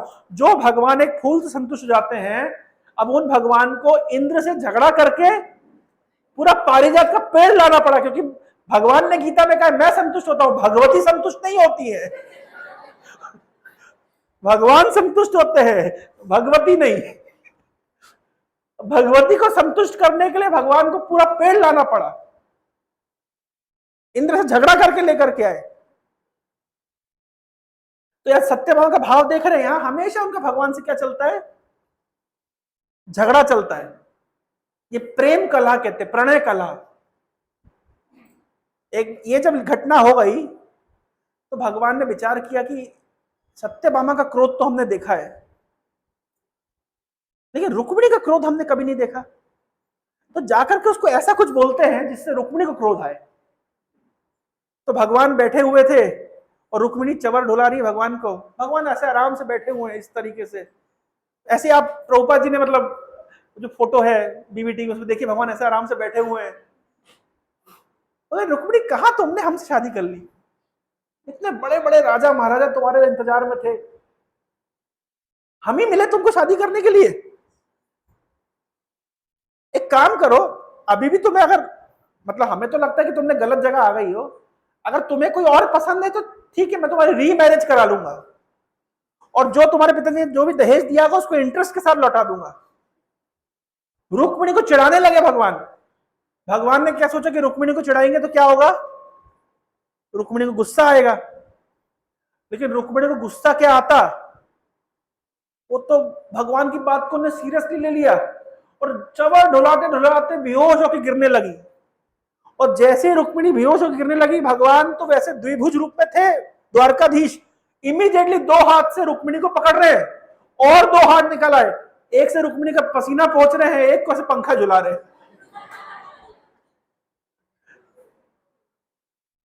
भगवान को कभी कभी इसे चतुर्भुज रूप दिखाना पड़ता है समय समय पर। एक बार भगवान मक्खन चोरी कर रहे हैं, तो एक भक्त की पीठ के ऊपर खड़े होकर के मक्खन पकड़ रहे हैं। मक्खन थोड़ा ऊंचा था तो बड़े छलांग लगा के मक्खन तो पकड़ लिया, भगवान की धोती ढीली पड़ गई। अब भगवान करे क्या, मक्खन पकड़े कि धोती टाइट करें? तो भगवान को ऐसे ऑपरच्यून मूवमेंट में चतुर्भुज रूप दिखाना पड़ता है, दो हाथ से मक्खन पकड़े और दो हाथ से धोती टाइट कर रहे हैं। तो भगवान समय समय पर अपना द्विभुज चारभुज रूप दिखाते रहते हैं, जब जहां जैसी जरूरत पड़ जाए।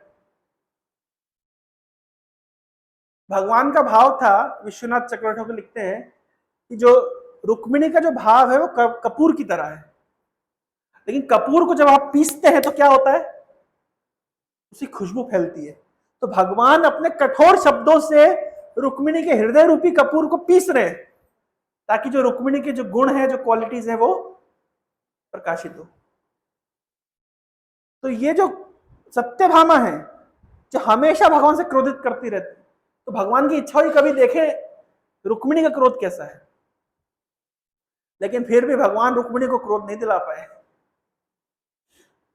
रुक्मिणी को जो जो भगवान ने तर्क दिए, सब तर्क को रुक्मिणी ने काट दिया, लेकिन आखिरी में थोड़ा सा क्रोध आ गया कि भगवान आप मेरे साथ इस तरह नहीं बोलना चाहिए आपको। तो भगवान की इच्छा भी संतुष्ट हुई। तो मैं बता रहा था, सत्यभामा जो है हमेशा क्या करती रहती है, भगवान के साथ क्रोध करती रहती है।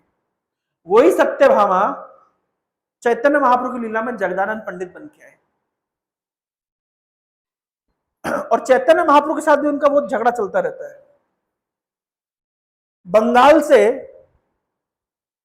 एक बार पूरा मटका भर के चंदन का तेल बना करके लेके आए जगदानंद पंडित और कहा कि मैं इसको महाप्रभु को ऑफर करूंगा। तो जब पहुंचे पुरी में तो गोविंद ने कहा महाप्रभु जगदानंद आपके लिए चंदन का तेल लाए हैं। तो महाप्रभु ने समझा अरे जगदानंद मैं चंदन का तेल लगाऊंगा लोग क्या कहेंगे कि सन्यासी होकर के इतना सुगंधित तेल लगाता है, समाज में हमारी क्या इज्जत रह जाएगी, लोग क्या कहेंगे, लोग हमसे क्या शिक्षा लेंगे। एक काम करो ये चंदन तुम जाकर चंदन का तेल जाकर जगन्नाथ जी को दे दो, उनकी सेवा में लगेगा। जगदानंद ने कहा मैं किसी जगन्नाथ को नहीं जानती, उठाया मटका ढप फोड़ दिया और जाके रूठ गए। 3 दिन रूठे रहे। भगवान चैतन्य महाप्रभु जा करके उनको मना रहे जगदानंद चलो चलो। तब जाकर के जगदानंद पंडित जाओ जो मेरे लिए भोजन बनाओ, आज तुम्हारे घर भोजन करूंगा। तो फिर जगदानंद पंडित भोजन बना रहे हैं, महाप्रभु संतुष्ट। तो ये क्या है, प्रेम कला चलती रहती है, आपस में झगड़ा चलता रहता है। आए दिन चैतन्य महाप्रभु और जगदानंद पंडित का झगड़ा होता है, लेकिन प्रेम कला जैसा सत्यभामा और कृष्ण का होता था, चैतन्य महाप्रभु और जगदानंद पंडित का वही भाव से। जगदानंद पंडित ने एक ग्रंथ लिखा है, मैं 4-5 दिन से इसी विषय पे बोल रहा हूं क्योंकि हम लोग उसकी चर्चा कर रहे थे बेस में। उस ग्रंथ का नाम है प्रेम विवर्त। उस प्रेम विवर्त में बहुत छोटा ग्रंथ है, चैतन्य चरितामृत का 10वां हिस्सा भी नहीं होगा, लेकिन चैतन्य चरितामृत की सारी शिक्षाओं को उस ग्रंथ प्रेम विवर्त में रखा गया है। जगदानंद पंडित ने लिखा है उसमें चैतन्य महाप्रभु भगवान कृष्ण चैतन्य महाप्रभु के रूप में क्यों आए, चैतन्य महाप्रभु का भाव क्या है, किस रस को प्रकाशित कर रहे हैं महाप्रभु। भाई बहुत सारे वैष्णव संप्रदाय हैं, लेकिन महाप्रभु का विशेष रस क्या है, उसके ऊपर जगदानंद पंडित लिखते हैं। वे लिखते हैं कि एक वैष्णव के लिए, विशेष रूप से चैतन्य महाप्रभु के अनुयायियों के लिए किस प्रकार का आचरण होना चाहिए, नाम की महिमा, एकादशी की महिमा, क्या चीजें हैं जो महाप्रभु को संतुष्ट करती है, ये सब बहुत डिटेल में उन्होंने लिखा है और बहुत अच्छा दर्शन फिलॉसफी लिखी है। तो आप देखिए महाप्रभु के जितने भी पार्षद हैं उन्होंने महाप्रभु के साथ महाप्रभु की लीलाओं को भी वर्णन किया है और दर्शन फिलॉसफी को भी वर्णन किया है। फिलॉसफी बहुत जोर दिया गया है। एक बार जगदानंद पंडित गए हुए थे वृंदावन, एक्चुअली वृंदावन जाना चाहते थे, महाप्रभु हर बार मना कर देते थे, बोले नहीं तुम वृंदावन मत जाओ। क्यों नहीं जाओ, वृंदावन तुम जाके झगड़ा करोगे, किसी ब्रजवासी झगड़ा करोगे अपराध हो जाएगा।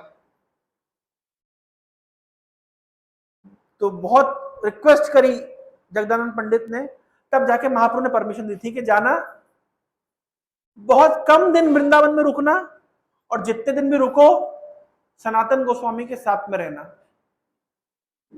तुम अकेले रहोगे तो क्या होगा, कब किसको क्या बोल दोगे कोई भरोसा नहीं है, क्योंकि ब्रजवासियों का भाव अलग होता है, तुम्हारा भाव अलग है। तो सनातन गोस्वामी के पास में जगदानंद पंडित रुकते थे। एक दिन सनातन गोस्वामी की इच्छा हुई जरा जगदानंद पंडित के भाव को थोड़ा आस्वादन किया जाए। तो सनातन गोस्वामी ने ऐसा लाल कपड़ा अपने माथे पे बांध रखा था। उस समय जगदानंद रसोई कर रहे थे, तो सनातन गोस्वामी ऐसे लाल कपड़ा बांध करके जगदानंद के पास गए। तो सनातन जैसे ही सनातन गोस्वामी के माथे पे बंधा हुआ लाल कपड़ा देखा तो बड़े आनंदित हो गए, बोले महाप्रभु का कपड़ा है, महाप्रभु का उत्तरी वस्त्र है, महाप्रभु का प्रसाद है। बोले नहीं महाप्रभु का प्रसाद नहीं है, ये तो कोई मायावादी सन्यासी है फराना फराना, उसका कपड़ा था अपने सिर पे बांध लिया। जैसे सुना मायावादी सन्यासी का प्रसादी वस्त्र तुमने अपने सिर पे बांधा है, जिससे रसोई कर दे वो उठा के मारने के लिए दौड़े सनातन गोस्वामी को। तब सनातन गोस्वामी ने कहा आज मैंने देखा तुम्हारा जो वास्तविक जो प्रेम है महाप्रभु के प्रति, तुम कभी ये स्वीकार नहीं कर सकते कि एक महाप्रभु का अनुयायी किसी दूसरे के प्रसादी वस्त्र को धारण करे, किसी दूसरे की शिक्षाओं का आचरण करे। तो चैतन्य महाप्रभु के अनुयायियों को जानना सब चाहिए कि कौन सी फिलॉसफी क्या है, लेकिन महाप्रभु की शिक्षाओं में क्या ऐसा होना चाहिए, पूरा मतलब एकांत की।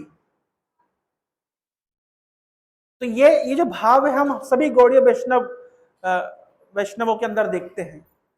तो हमें चाहिए कि हम हमारी फिलॉसफी को भी समझें, हमें चाहिए कि हम दूसरे की फिलॉसफी भी समझें, हमें डिफरेंशिएट करना आना चाहिए। इससे क्या होता है, हमारे दर्शन के प्रति, हमारी फिलॉसफी के प्रति क्या होता है, हमारा कमिटमेंट बढ़ता है। नहीं तो केवल अगर हम नाम कर रहे हैं, लेकिन अगर ये फिलॉसफिकल अंडरस्टैंडिंग नहीं है, तो हम नाम भी ठीक से नहीं कर पाएंगे। ये दुख की बात है।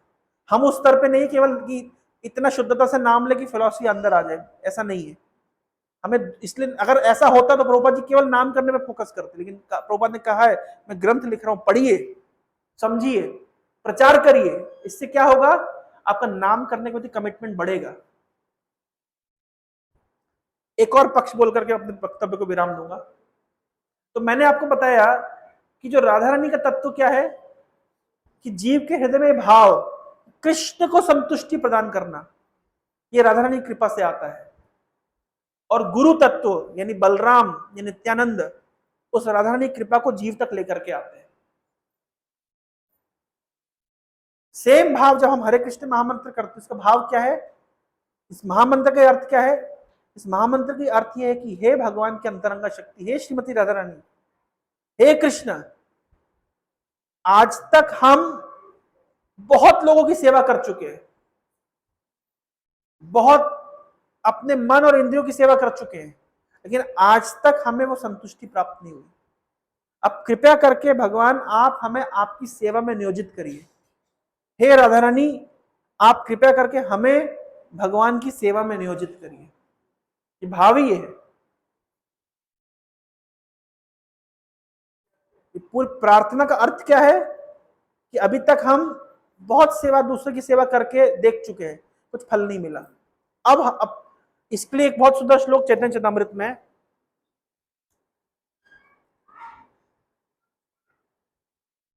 लोहिताक्ष नेटवर्क कहां गया?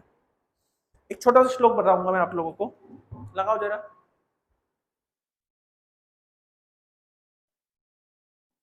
ठीक है, वहीं वहीं से सामने क्यों आ रहे हो गया।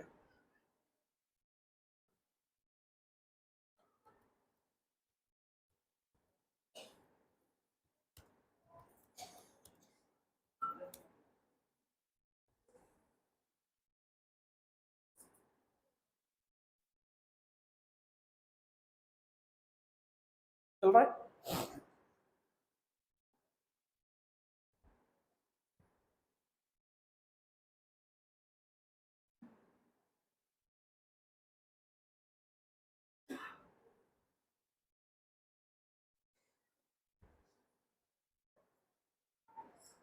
देख पा रहे हैं श्लोक? दिख रहा है? मेरे साथ साथ दोहराएगा। कामादीनां कतिना कतिधा पालित दुर्निदेशा।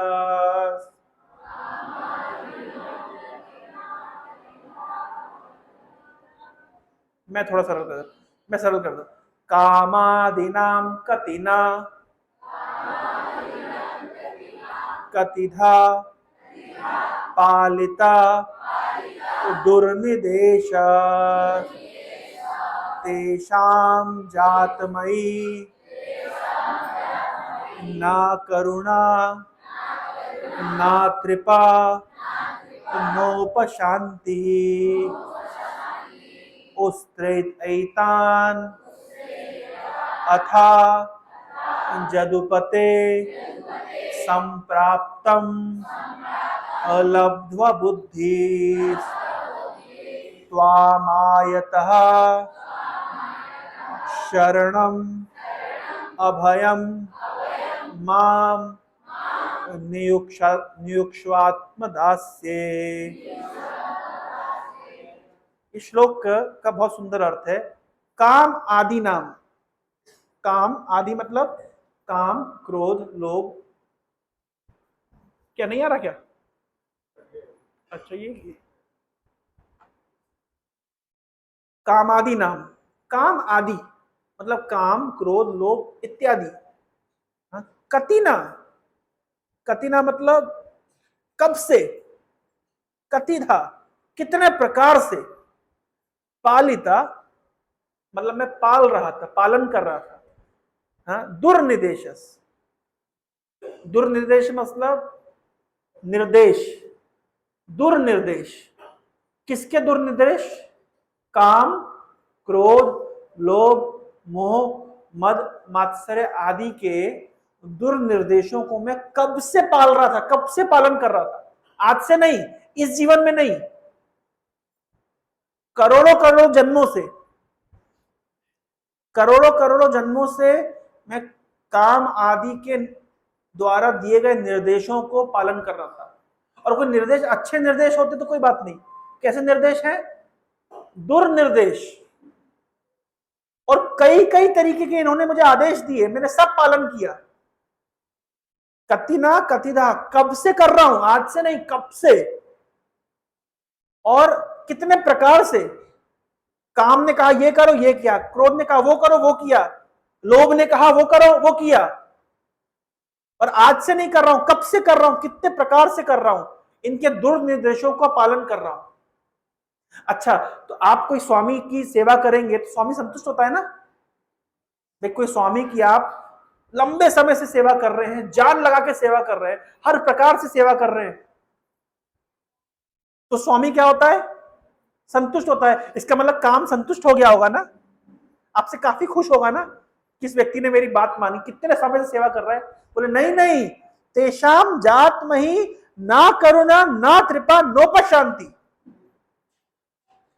इन काम, क्रोध आदि जो मेरे स्वामी हैं, जिनकी मैं सेवा कर रहा हूं, कब से सेवा कर रहा हूं, कितने तरीके से सेवा कर रहा हूं, इनके सारे दुर्निर्देशों का पालन कर रहा हूं, इनको संतुष्ट हो जाना चाहिए। हो गए क्या?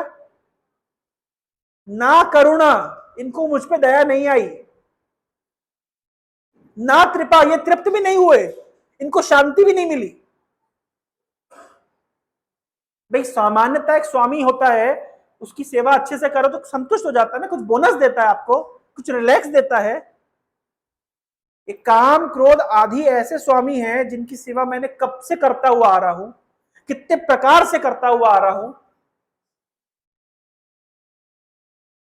इनके सारे निर्देशों का मैंने पालन किया, लेकिन इनको मुझ पे दया नहीं आई।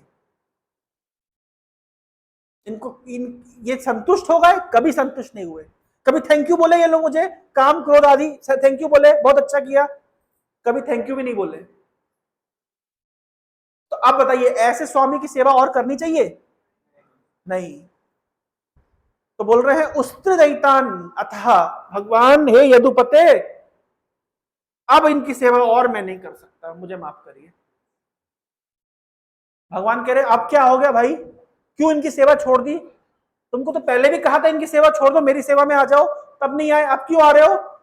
संप्राप्तम लब्धा बुद्धि, आज मेरी बुद्धि लौटी है, आज मेरी बुद्धि लौटी है, इसलिए आज मैं क्या निर्णय कर रहा हूं कि अब इनकी सेवा नहीं करूंगा, अब मैं आपकी सेवा करूंगा। त्वाम आयता शरणम, आज मैं आपकी शरण स्वीकार कर रहा हूं, जो शरण मुझे वास्तव में अभय दे सकते हैं, आप मुझे अपने दास के रूप में स्वीकार करिए। ये प्रार्थना का भाव जानते क्या है? जितने योगी हैं, जितने भोगी हैं, जितने मुमुक्षु हैं, जितने तपस्वी हैं, जितने पुण्यकर्मी हैं, एक दिन जब उनकी बुद्धि भी लौटेगी तो वो क्या समझेंगे कि जितना मैंने पुण्य किया था, किसके लिए किया था? काम आदि की सेवा करने के लिए। योग किया किसके लिए किया था? काम आदि की सेवा करने के लिए। त्याग किया था किसके लिए किया था? ये काम आदि की सेवा करने के लिए। तप किया था किसके लिए किया था? काम आदि की सेवा करने के लिए। घर छोड़ दिया था किसके लिए? काम आदि की सेवा करने के लिए। ठंडे में नदी के अंदर, गर्मी में आग जलाकर के पीछे बैठा था किसके लिए? ये काम आदि की सेवा करने के लिए। किसी ने जटाजूट बनाई किसके लिए? काम आदि की सेवा करने के लिए। किसी ने सिर मुंडाया किसके लिए? काम आदि की सेवा करने के लिए। तो हर व्यक्ति क्या कर रहा है? काम आदि की, धर्म के नाम पे सबको सब धर्म कर रहे हैं, लेकिन धर्म का उद्देश्य क्या है? सेवा करना। किसकी सेवा करना? काम आदि की सेवा करना। लेकिन ये ऐसे स्वामी हैं, काम आदि, काम क्रोध इत्यादि, इनकी सेवा आप कब से कर लीजिए, कितने प्रकार से कर लीजिए, इनके सारे दुर्निर्देशों का पालन कर लीजिए, ये संतुष्ट होने वाले नहीं है। तेषाम जात में ना करुणा, इनको ये दया भी नहीं दिखाएंगे आपको, ना तृप्त भी नहीं होंगे, इनको शांति भी नहीं मिलेगी, ना आपको शांति से जीने देंगे। इसलिए हे यदुपति, आज मेरी बुद्धि लौटी है, संप्राप्तम लब्ध बुद्धि, मेरी आज बुद्धि लौटी है, इसलिए मैं निश्चय कर रहा हूं कि मैं आज से उन सब की सेवा छोड़ करके जॉब स्विच कर रहा हूं। ना वो मुझे अच्छा पैकेज दे रहे हैं, ना प्रमोशन दे रहे हैं, ना अच्छी छुट्टियां मिलती है, कुछ नहीं। आज से मैं निर्णय कर रहा हूं कि मैं जॉब स्विच कर रहा हूं, मैं आपकी कंपनी में ज्वाइन करना चाहता हूं, क्योंकि आपकी कंपनी में, बोले भगवान बोले सैलरी नहीं दूंगा मैं। बोले कोई बात नहीं, आप अभय देंगे, ये लोग नहीं दे सकते। एक काम आदि आपको सैलरी दे सकते हैं, अभय नहीं दे सकते। लेकिन हे भगवान, आप मुझे अभय दे सकते हैं, इसकी कृपा करके मेरी एप्लीकेशन स्वीकार करिए, आपके दासत्व तो मुझे प्रदान करिए। तब अब क्वेश्चन ये है कि ये भाव व्यक्ति को कैसे जनरेट होता है? किसकी कृपा से? राधा रानी के भाव। और ये जो एप्लीकेशन जाएगी, ये कैसे जाएगी? गुरु के माध्यम से जाएगी। ऑफर लेटर आता भी है किसके माध्यम से? गुरु के माध्यम से। और हमारी फॉर्म भरने के बाद लेके भी कौन जाएंगे? गुरु। तो ये है श्रीमती राधा रानी का तत्व, और ये है गुरु का तत्व जो आज हमने संक्षिप्त में सुना। वही गुरु तत्व कल नित्यानंद प्रभु के रूप में आविर्भाव होंगे। हरे कृष्ण। समय हो गया है, किसी का कोई जिज्ञासा, कोई प्रश्न तो संक्षिप्त उसको लिया जा सकता है।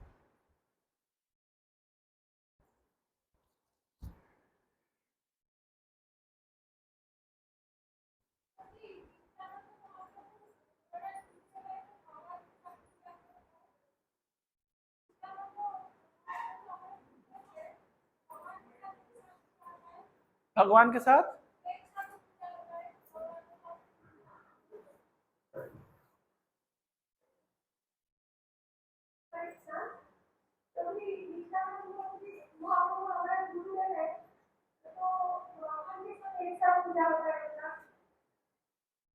हाँ, माता जी का प्रश्न है कि गुरु तत्व का एक साथ नहीं होता, पहले होता है।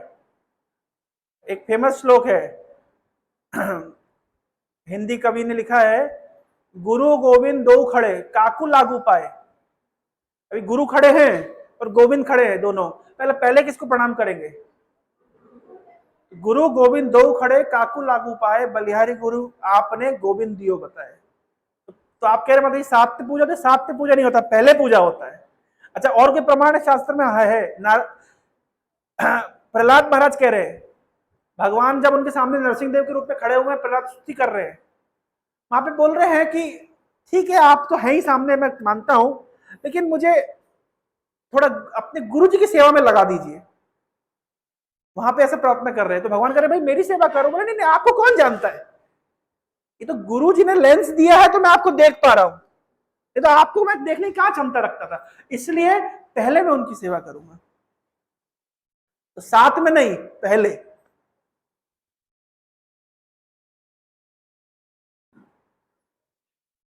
आपने पहले बताया कि जोगी होते हैं भोगी, मतलब गीता में जितना जोग लिखा है सब तो भगवान के साथ लोग जोड़ देते हैं ना, तो जोग मतलब जोगी, तो आपने जोगी को भोगी कैसे कहा? बहुत अच्छा प्रश्न। प्रभु जी प्रश्न कह रहे हैं भी जोगी आपने भोगी बताया। देखिए, योग करता है व्यक्ति क्यों? अच्छा, सामान्यता भी आज देखिए, संसार योग व्यक्ति क्यों करता है? गीता वाला योग छोड़ दीजिए, बाहर में योग चल रहा है, क्यों योग करता है व्यक्ति? हाँ, योग इसलिए करता है ताकि शरीर सुस्त तंदुरुस्त बने, ताकि क्या कर सके? ताकि भोग कर सके। अब भोग करके शरीर क्या हो जाता है? रोग। तो रोग भगाने के लिए योग, योग से फिर क्या कर सकते हैं? भोग, भोग करने से फिर क्या आएगा? रोग। तो रोग भगाने के लिए ये बाहर में चलता है, ये बाहर में चलता है। जो लोग गीता के, देखिए गीता में कितने योग दिए गए हैं? क्या क्या? गीता में दिया गया ज्ञान योग, कर्म योग, ध्यान योग, भक्ति योग, है ना। अधिकतर 99% अध्यात्मवादी इन चारों मार्गों को अलग समझते हैं। लेकिन प्रभुपाद जी ने लिखा है कर्म योग का अर्थ है कृष्ण के लिए कर्म करना, ध्यान योग का अर्थ है कृष्ण का ध्यान करना, ज्ञान योग का अर्थ है कृष्ण विषय ज्ञान। तो वास्तव में जो भगवत गीता में जिस योग की बात की गई है वो भक्ति योग ही है। भगवत गीता में अन्य किसी योग की बात की ही नहीं गई है। वहां जो तथाकथित ज्ञान योग है वो कृष्ण विषय ज्ञान है, ध्यान योग है कृष्ण का ध्यान, कर्म योग कृष्ण के लिए कर्म। तो अल्टीमेटली वो गीता में एक ही योग की चर्चा है। कौन सी चर्चा है? भक्ति। और भक्ति का अर्थ क्या होता है? इंद्र तुष्टि नहीं, काम आदि की सेवा नहीं, इंद्रियों की संतुष्टि नहीं, कृष्ण की संतुष्टि। जबकि बाहर में जो भगवत गीता की व्याख्या करते हैं वो ध्यान योग से तात्पर्य क्या दिखाते हैं? ध्यान करने से व्यक्ति, ज्ञान अर्जित करने से व्यक्ति सिद्धि प्राप्त कर सकता है, मोक्ष प्राप्त कर सकता है। वहां कृष्ण विषयक ध्यान नहीं है, कृष्ण विषय ज्ञान नहीं है। इसलिए उनका पढ़ा हुआ गीता उनको वो क्या है? काम। और हमारे लिए गीता क्या है? प्रेम। और क्या अंतर दिया गया है? तो लिख रहे हैं कृष्णदास कविराज गोस्वामी, काम और प्रेम में कितना अंतर है? जितना लोहे और सोने में अंतर है। जितना अंतर लोहा और सोने में अंतर है उतना ही अंतर है काम और प्रेम में। काम मतलब आत्म इंद्रिय प्रीतिवांछा और प्रेम मतलब कृष्ण इंद्रिय। तो गीता पढ़ के भी अगर व्यक्ति कृष्ण इंद्रिय संतुष्टि की भाव नहीं आया वो कौन सा योग समझा है? ये चैलेंज कर सकते जब हम प्रचार पे जाते हैं, ये होना चाहिए हमारा चैलेंज का पॉइंट। भाई आप गीता पढ़े लेकिन कृष्ण विषय ज्ञान नहीं है। गीता पढ़ के भी आपको आत्म इंद्रिय सूझ रही है, आत्म तुष्टि सूझ रही है। इसका अर्थ क्या कि अभी तक गीता के भाव को, अच्छा गीता धार्मिक ग्रंथ है क्या? धार्मिक ग्रंथ है, धार्मिक ग्रंथ है। लेकिन भगवान गीता में क्या कह रहे हैं? सब धर्मों को छोड़ के मेरे पास आओ। भगवान गीता में बोलना चाहिए ना, सर्व अधर्मान परित्यज्य मामेकम शरणम व्रज। पर क्या बोले? सर्व धर्मान परित्यज्य। क्यों ऐसा बोले भाई? भगवान को गीता में, गीता एक धार्मिक ग्रंथ है तो भगवान को बोलना चाहिए सब अधर्मों को छोड़ के मेरे पास आओ। भगवान क्या बोल रहे हैं? सब धर्मों को छोड़ के आओ। क्यों? क्योंकि तुम्हारे लिए धर्म की व्याख्या क्या है? काम, आत्म इंद्रिया। इसलिए ये सारे धर्मों को छोड़ो, एकमात्र धर्म है मेरी संतुष्टि। तो ये डिफरेंशिएट करना हमको आना चाहिए।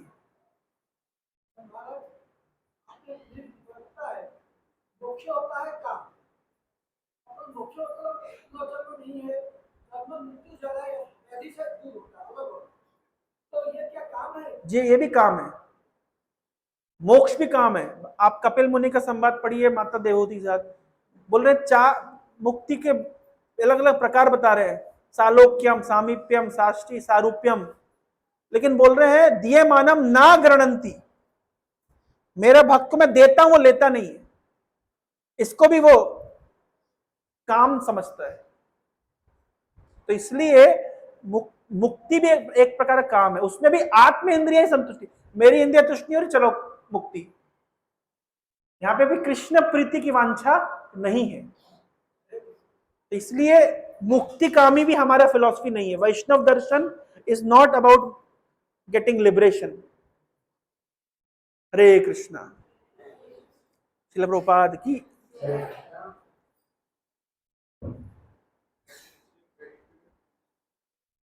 कृष्णा।